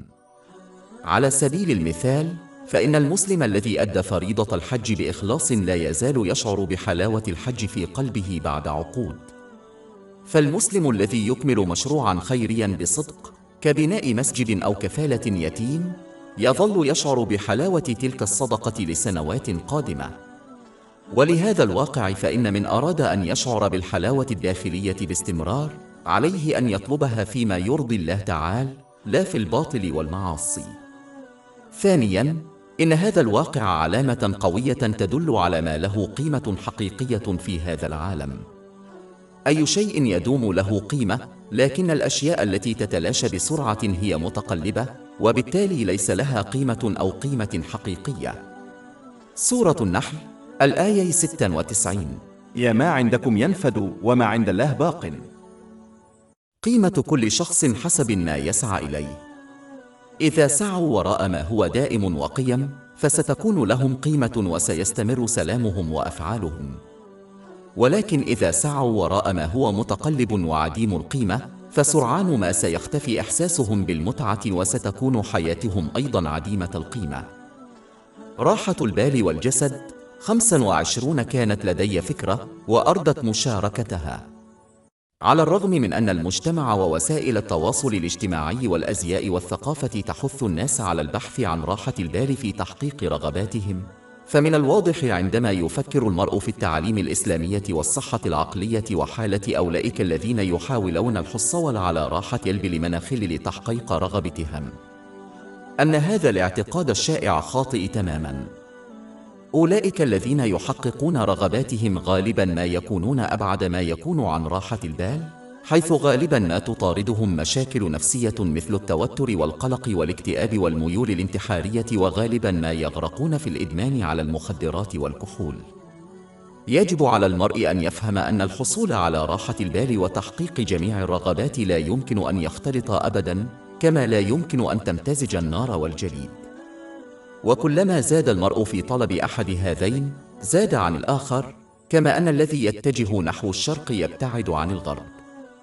لذلك يجب على المرء أن يختار ويجتهد في تحقيق أحدهما أو الآخر، فالحصول على كليهما في جميع الظروف هو ببساطة غير ممكن. وبما أن تحقيق رغبات المرء يبعده عن راحة البال ويتجه نحو جميع أنواع المشاكل العقلية والصحية، فإن الخيار الحكيم هو البحث عن راحة البال والتخلي عن متابعة جميع رغباته. وبما أن الله تعالى خلق قلب الإنسان الروحي وهو دار السلام وتحكم فيه، فعليه أن يفهم أنه لن يناله إلا بطاعته. وهذا يتضمن استخدام النعم التي منحها للإنسان فيما يرضيه. وهذا موضح في القرآن الكريم وفي أحاديث النبي محمد صلى الله عليه وسلم. وكلما أخلص العبد طاعة الله تعالى في استخدام نعمه بشكل صحيح، حصل على المزيد من راحة البال. راحة البال التي هي أكثر قيمة وإشباعا من تحقيق أي رغبة دنيوية قد تكون لدى المرء. أي أنه من خلال راحة البال يتم تعويض المرء عن التخلي عن رغباته الدنيوية في الدنيا والآخرة. سورة الرعد الآية 28. ألا بذكر الله تطمئن القلوب. وسورة النحل 16 الآية 97. من عمل صالحا من ذكر أو أنثى وهو مؤمن فلنحيينه حياة طيبة ولنجزينهم أجرهم بأحسن ما كانوا يعملون. وفي المقابل فإن من استخدم النعم التي رزقها بما يرضي نفسه لم يتخل إلا عن راحة البال، وبالتالي سيواجه حياة بائسة في الدارين حتى لو حققوا جميع رغباتهم الدنيوية ونالوا كل ما يقدمه العالم. سورة 20 طه الآية 124. ومن أعرض عن ذكري فإن له معيشة ضنكا ونحشره يوم القيامة أعمى. وفي الختام يجب على المرء أن يفهم أن الحصول على راحة البال وتحقيق جميع الرغبات الدنيوية لا يمكن الجمع بينهما في هذا العالم. يجب على المرء أن يختار أحدهما على الآخر، ولا يتطلب الأمر من عالم أن يقرر أيهما يجب اختياره. راحة البال والجسد 26 كانت لدي فكرة وأردت مشاركتها. غالبا ما يذكر المسلمون الذين يسافرون إلى أماكن مقدسة خاصة مثل مكة والمدينة أنهم يجدون الكثير من راحة البال والجسد هناك. ومع أن الأماكن المقدسة التي لها علاقة خاصة بالله تعالى تحظى بنصيب أكبر من رحمته وهو سبب لسلامتها، إلا أن هناك سببا مهما آخر هو تصرفات المسلمين الذين يسافرون إليها. ومن عادة المسلمين الذين يسافرون إلى هذه الأماكن المقدسة أن يزيدوا من طاعة الله تعالى في أفعالهم وأقوالهم طوال يومهم.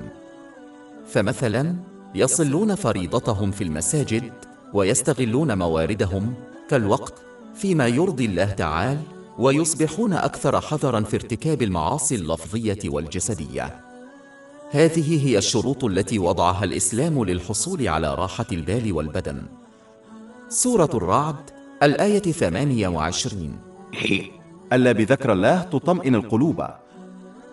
وسورة النحل 16 الآية 97. من عمل صالحا من ذكر أو أنثى وهو مؤمن فلنحيينه حياة طيبة.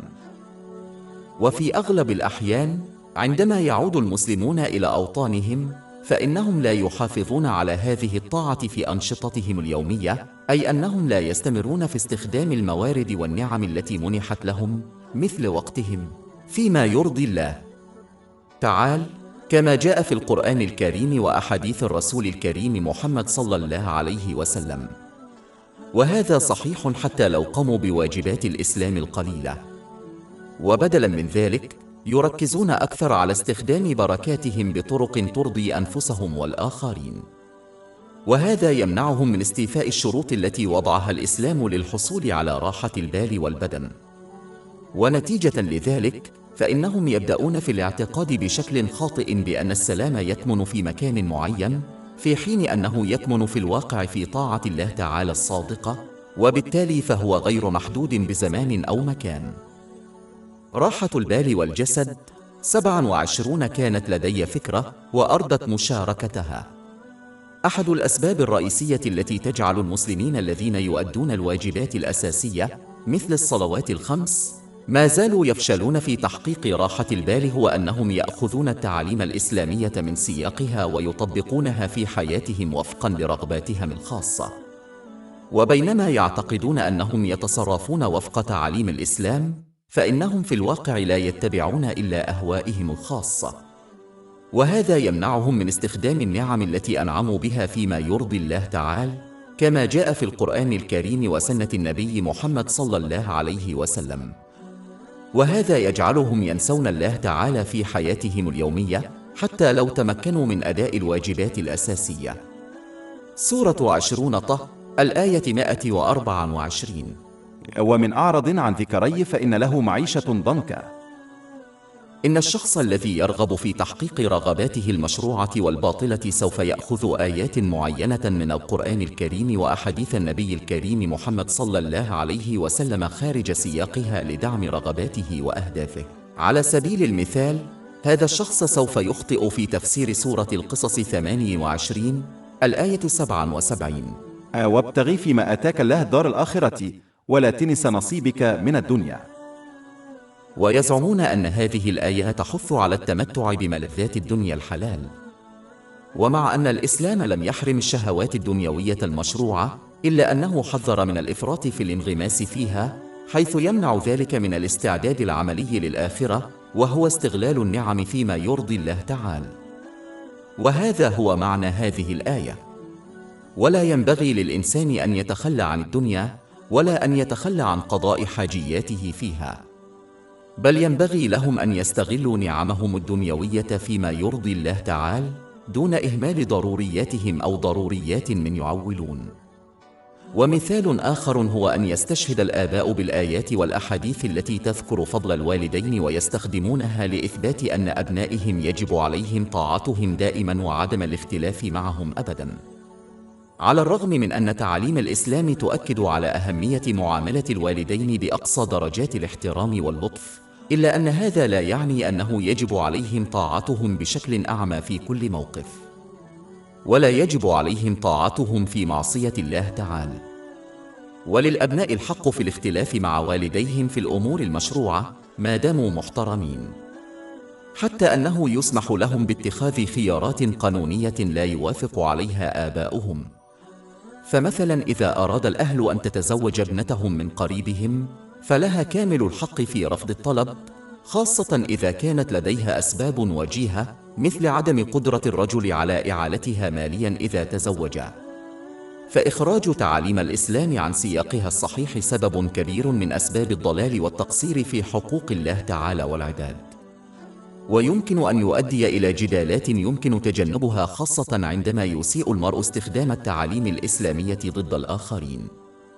وعلاج ذلك هو أولا حسن النية، وهي إرضاء الله تعالى في جميع الأحوال، ثم تحصيل العلم الشرعي والعمل به بشكل صحيح، وهذا يؤدي إلى أداء حقوق الله تعالى والناس والسلام والنجاح في العالمين. سورة النحل الآية 97: من عمل صالحا من ذكر أو أنثى وهو مؤمن فلنحيينه حياة طيبة ولنجزينهم أجرهم بأحسن ما كانوا يعملون. راحة البال والجسد 28 كانت لدي فكرة وأردت مشاركتها. ومن التصورات الخاطئة التي يتداولها البعض أنهم يتوقعون عدم مواجهة الصعوبات في الدنيا إذا أطاعوا الله تعالى.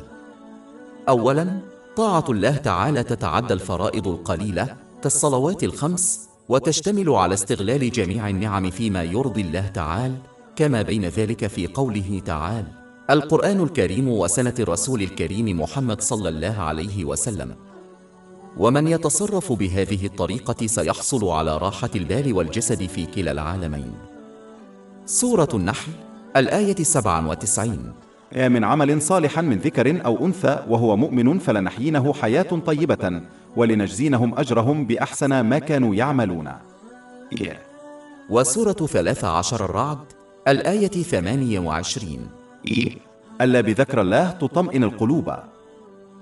لكن هذا لا يعني أن المرء لن يواجه اختبارات على شكل صعوبات، وهذا أمر لا مفر منه، لأن هذا هو الهدف الأساسي للعيش في هذا العالم.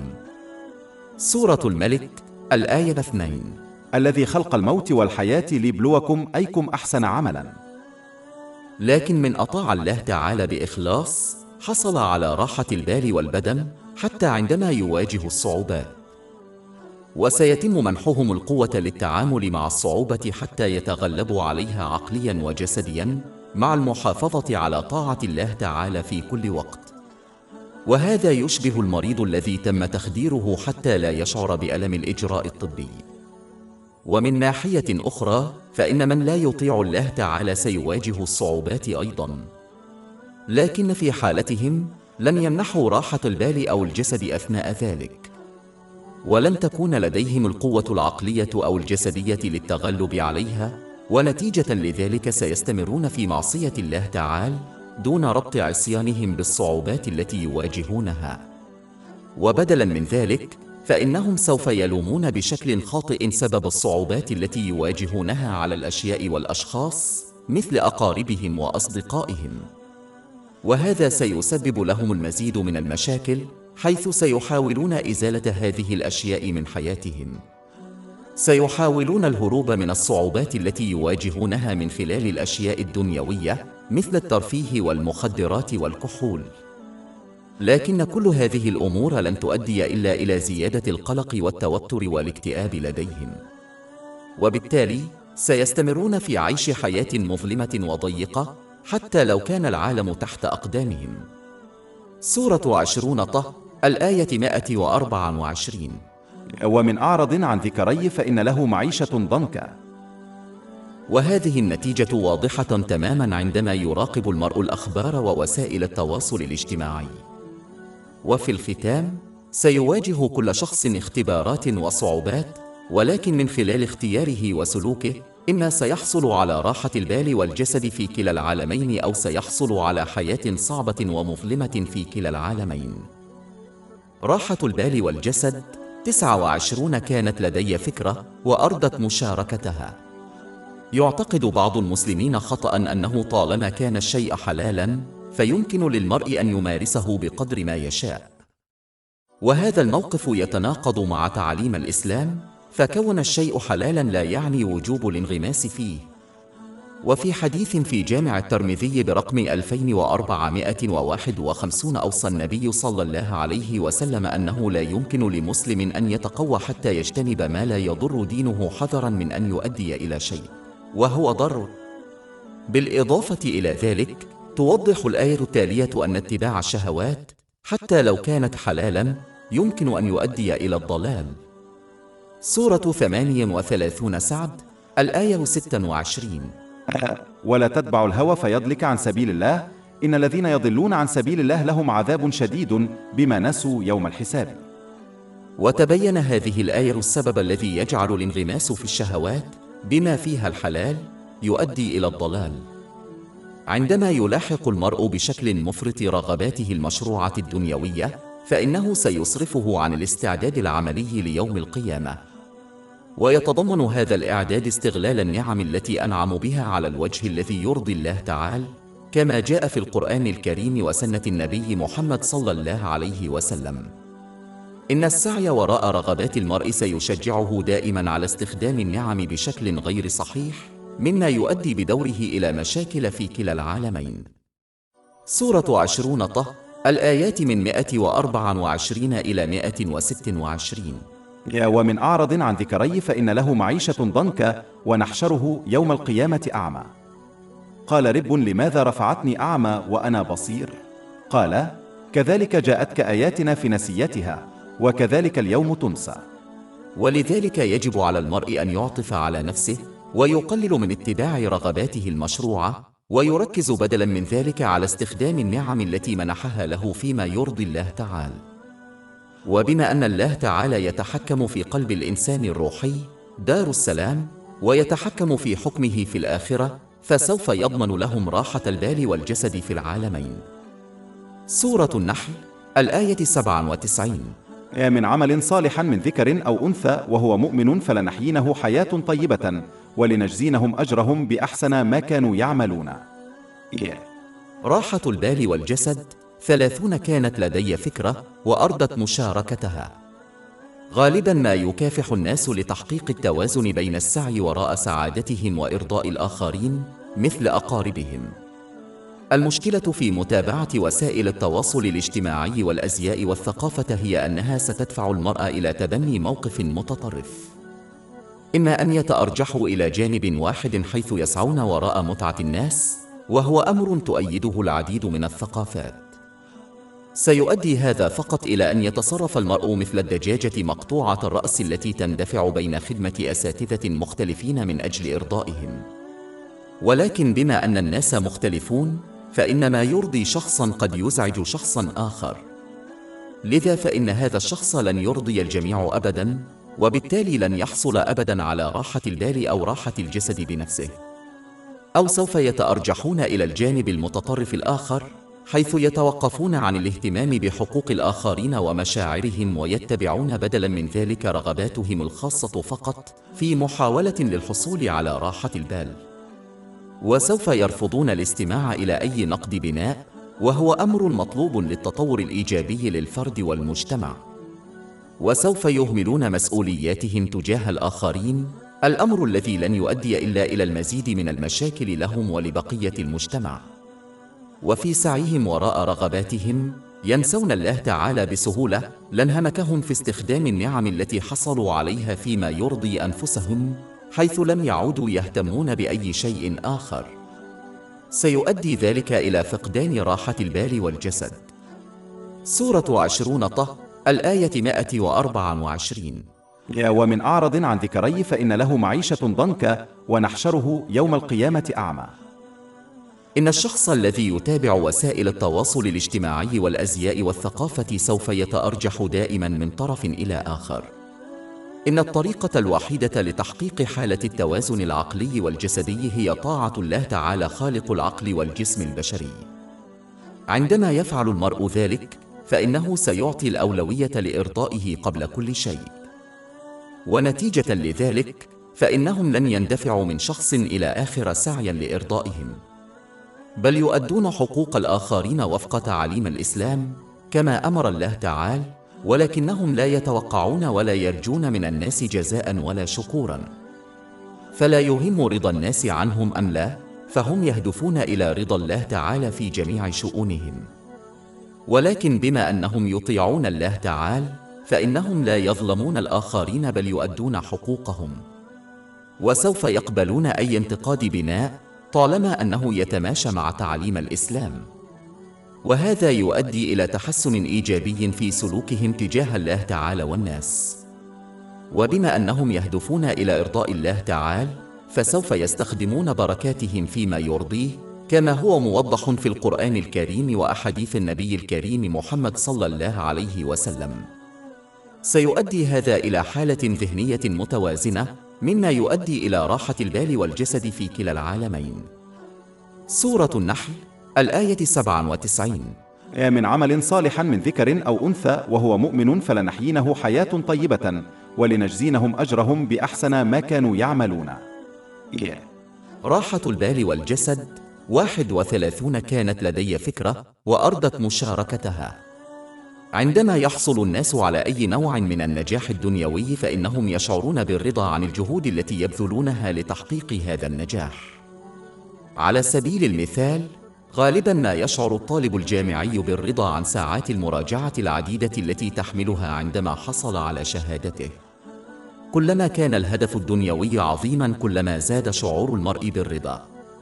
وكذلك أولئك الذين ينالون الجنة في الآخرة سوف يكتفون بما بذلوه من جهد للحصول عليها خلال حياتهم على الأرض.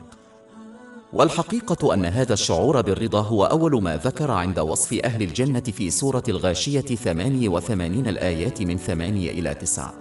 وجوه يومئذ مسرورة بسعيها ترضى. لذلك يجب على كل مسلم أن يفكر في مقدار الرضا الذي يرغب في الشعور به يوم القيامة ويعمل وفقا لذلك. فإذا أراد الإنسان أن يشعر بهذا الرضا كما يتطلع إلى الشعور بالرضا الدنيوي، فعليه أن يسعى إلى تحقيق ذلك من خلال طاعة الله تعالى الصادقة، والتي تتضمن استخدام النعم فيما يرضيه، كما قال تعالى الواردة في القرآن الكريم وزنة للرسول لكريم محمد صلى الله عليه وسلم. راحة البال والجسد 32. كانت لدي فكرة وأردت مشاركتها. على عكس النجاح الدنيوي الذي هو متقلب للغاية بطبيعته، فإن النجاح الديني ليس واضحا دائما للناس. يرتبط النجاح الدنيوي دائما بالمكاسب المادية مثل الشهرة والثروة والسلطة، وبالتالي فهو واضح للناس. ولكن يجب على المسلم أن يفهم أن النجاح الحقيقي الدائم المرتبط بالإسلام ليس واضحا دائما. في معظم الحالات يتضمن النجاح الديني راحة البال والجسد، وهو أمر يصعب ملاحظته. كما أن الله تعالى لا يضمن لمن أخلص طاعته نجاحا دنيويا واضحا، فهو متقلب الطبع ولا يؤدي إلى راحة البال والبدن. والطاعة هي استخدام النعم فيما يرضي الله تعالى، كما جاء في الكتاب المقدس وسنة النبي محمد صلى الله عليه وسلم. على سبيل المثال، تناقش الآيات التالية نتائج المحافظة على طاعة الله تعالى الصادقة في الشدائد. لا ترتبط أي من المكافآت بالنجاح الدنيوي، بل إنها مرتبطة بالنجاح الروحي الذي غالباً ما يكون من الصعب ملاحظته.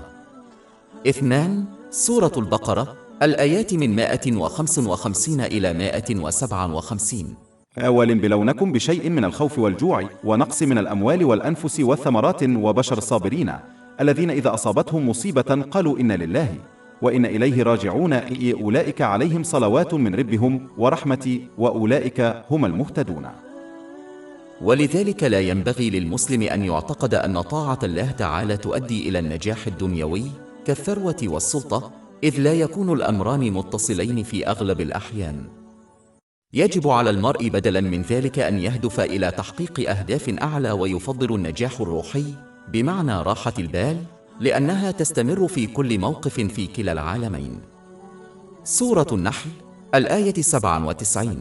من عمل صالحا من ذكر أو أنثى وهو مؤمن فلنحيينه حياة طيبة ولنجزينهم أجرهم بأحسن ما كانوا يعملون.